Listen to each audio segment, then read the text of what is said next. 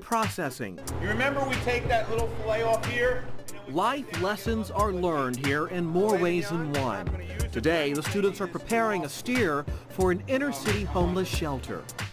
Remember what I said about protein and how hard it is for them to get protein?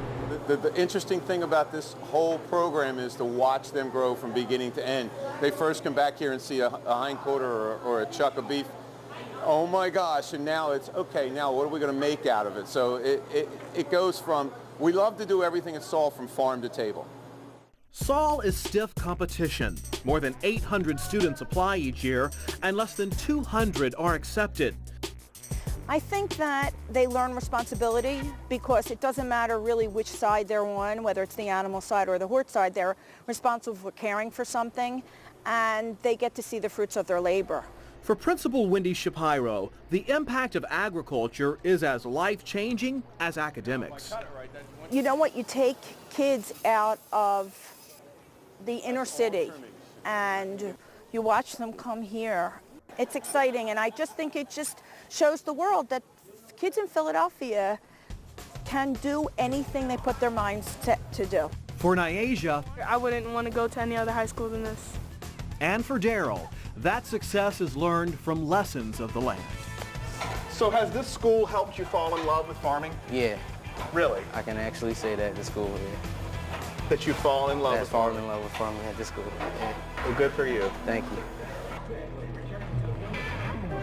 There are more than 7,400 FFA chapters in the U.S., Puerto Rico, and the U.S. Virgin Islands, both in rural and urban areas. And those blue jackets worn by FFA members made their national appearance in 1933, 5 years after the organization was founded. I think you recognize by now that we all benefit from the work done by farmers and ranchers. At its most simple, the availability of fresh meats, produce, or other crops that make it possible for us to enjoy great meals at a reasonable price. So let's go from farm to fork with our Sharon Vaknin. She has a great suggestion on something tasty to try.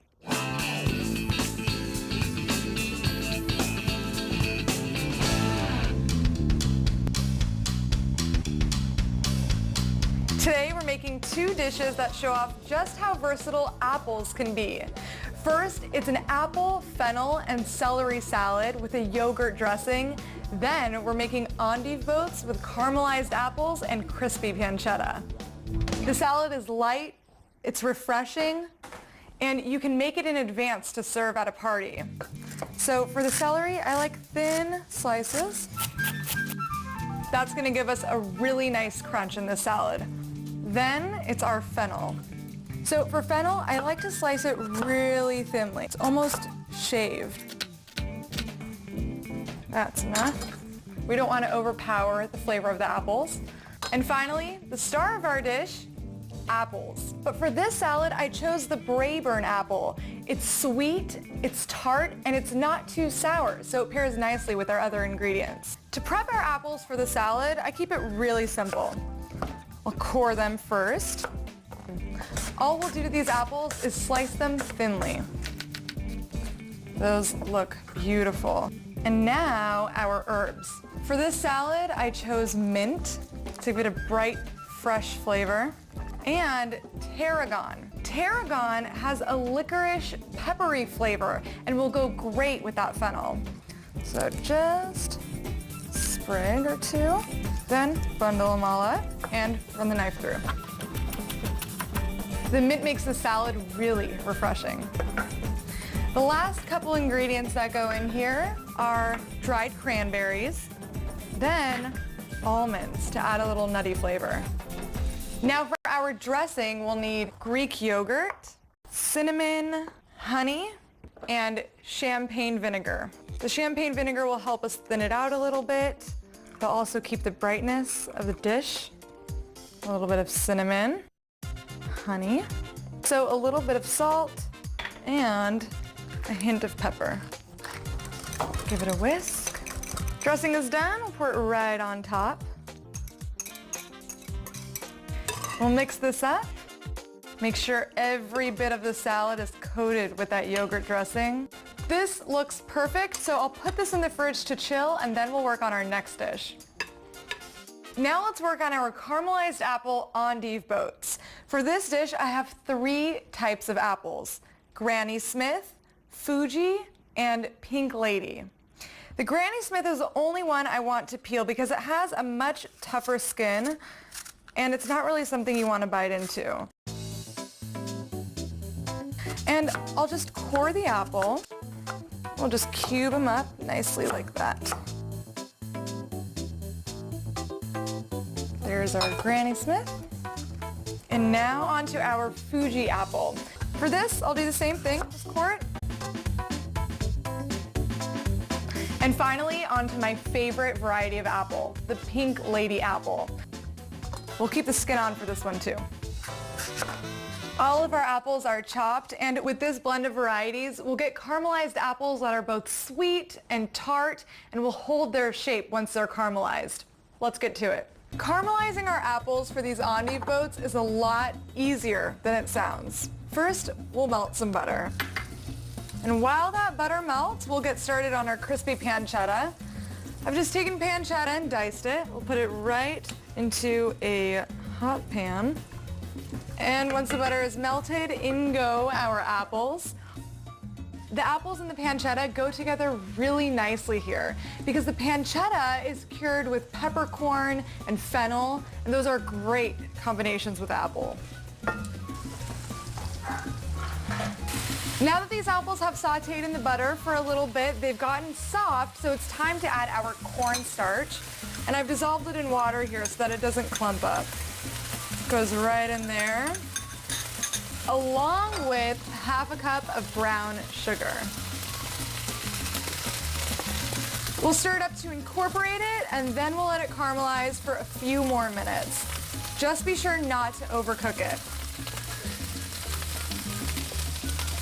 The pancetta looks nice and crispy, so that can go onto a paper towel. And our apples look ready too. We'll put it right in. We'll let these cool just a bit, and then we'll be ready to assemble our endive boats. Putting these guys together is really simple.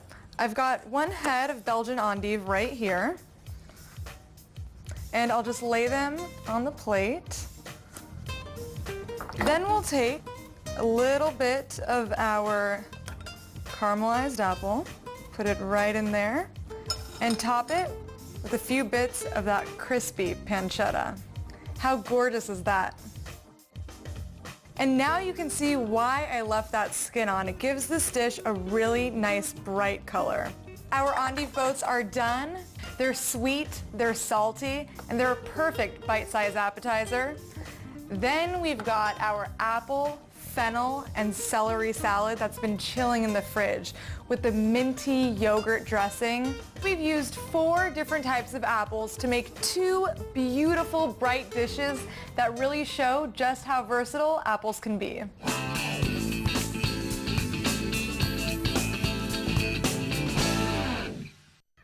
Learning to farm can mean a combination of classroom and hands-on experience.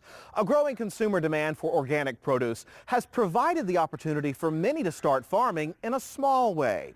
Our Jason Schultz found a young couple in Florida whose farm gave them a chance to not only demonstrate the importance of agriculture, but also turn their education into action.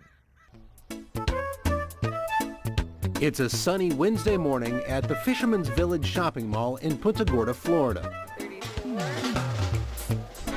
And the Warden's Farmers Market has got your greens, so you can saute them or tomatoes and sweet corn, all standard farmers market fare. But in the corner, it tastes like cauliflower. Is an interesting looking vegetable called Romanesco that attracts quite a bit of attention. You just kind of steam it for a while. Yes, you can steam it and add a little salt and you're there. Be darn. Fortunately for customers, the farmer who grew that unusually pointed produce is close by and willing to share cooking tips. People really like to diversify their diets, and it's a nice way to add excitement to what would normally be just a regular household activity. Eva Warden and her husband Chris are the owners of Warden Farm. The organic fruit and vegetable farm is located about 15 miles from downtown Punta Gorda In many ways, it's a return to farming of past generations. The Wardens sell produce and feed their family with the livestock and produce raised on the farm. The Wardens also connect with their customers through a community-supported agriculture program where members pay for a yearly membership and receive seasonal produce weekly. Nice, thank you. Chris and Eva have PhDs in agriculture-related fields. Instead of testing their theories in academia, they put them to the test in the real world. I use my research and my education every day here at the farm, looking at innovations to bring to production, refining irrigation, looking at water, moisture, soil testing, and plant leaf testing. I think that growing up in the suburbs for me and having food come to me with no story behind it was something that I wanted to rectify. And doing that as an adult, being able to grow my own food was very satisfying. The couple hasn't given up on their educational roots altogether. During the growing season, you'll find about half dozen people getting hands-on lessons in farming. The Wardens attract apprentices from all over North America. Jean-Michel Arquin-Boucher and Karine Bertrand operate a small farm near Montreal, Canada. They're spending their winter in Florida at Warden Farm. You need to work on a farm. That's how you're going to learn, especially if you're not from a farming background, as we are. You can also go to formal classes, but when you do the full season, you really get to learn how it really works. You're learning about soil, you're learning about microorganisms, you're learning about physiology, plant physiology. But when you're in the field and you saw the plants growing and you see, okay, it's warm, there's water, okay, it's growing really fast. The Wardens are familiar with growing fast. Their farm has grown significantly since Chris and Eva started working 8 acres of this ground in 2004. For all the people that buy their produce at the grocery store that live in the suburbs today, they're saying, what's wrong with that? Why can't I get my produce at the grocery store? Do I have to have a connection with the farmer? When we have different priorities in our lives, we make different choices. So if somebody doesn't have it as a priority, then I respect that. I also, though, believe that there's much to be gained on the personal, individual level and also the societal level for people connecting to a farm. Farmers market customer Mary McLaughlin quickly picks up some fresh produce while her husband fuels up their boat at the nearby dock. I'm glad to have them right here, have the farmers market right here. This Vermont snowbird says even on the water, the fresh produce is a way for her to connect with the Wardens. It doesn't get any fresher than this. You get more out of it this way. The farmer gets more money. Well, that's all from Warden Farm in Punta Gorda, Florida. I'm Jason Schultz. Thanks for joining us. We got some produce to take inside, huh? Yeah, take the light farm and come inside. All right. We've shared some great stories and great recipes with you on the show this time. If you missed something or want to check out videos from any of our America's Heartland programs, just log on to our website at americasheartland.org. And don't forget, you can also connect to us through many of your social media websites as well. We'll see you next time on America's Heartland. You can see it in the eyes of every woman and man in America's heartland, living close to the land. There's a love for the country and a pride in the brand in America's heartland, living close to the land.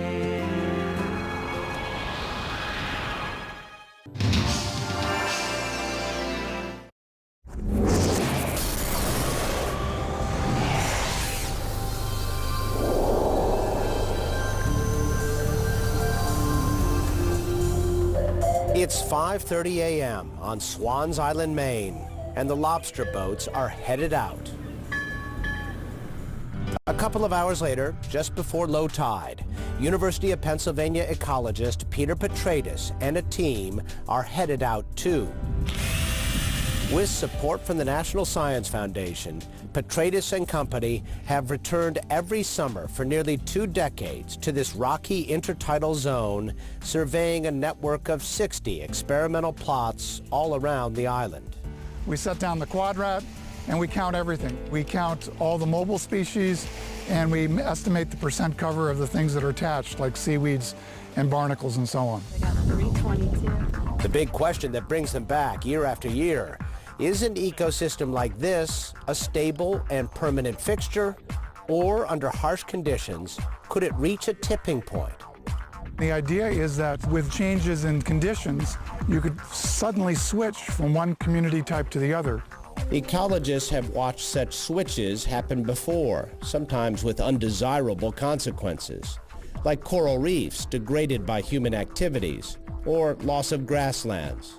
Certainly that's the case in the southwestern part of the United States, where you had a conversion from edible grasslands to scrubby areas that basically are not productive for livestock. So we're looking at why some places have mussel beds, some places have rockweeds, and what causes the switch between them. The team set out to watch a switch in progress here on Swans Island.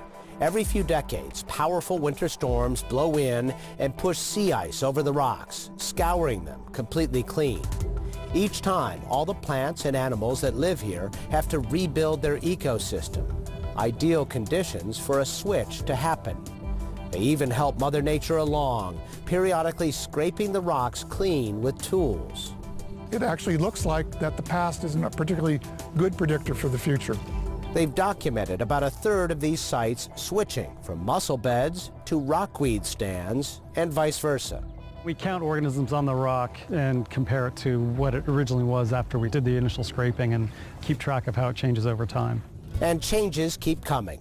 In the last few years, the mussel beds have been largely wiped out, in part due to invasive green crabs. So in some cases, we have clearings that we would expect to fill in with either rockweeds or mussels that are not filling in with anything, that are simply bare spots.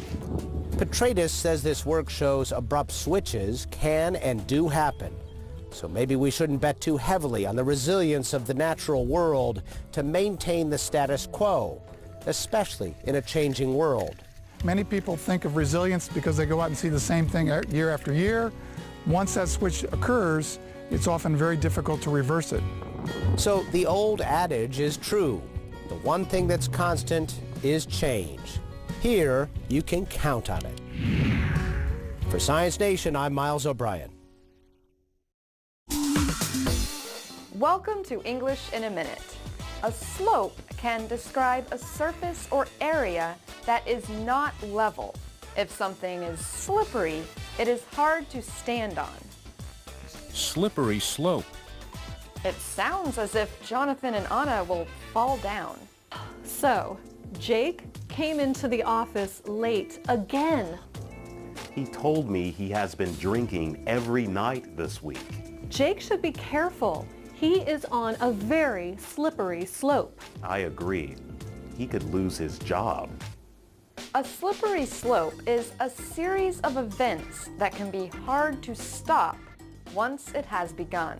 If you are on a slippery slope, you are losing control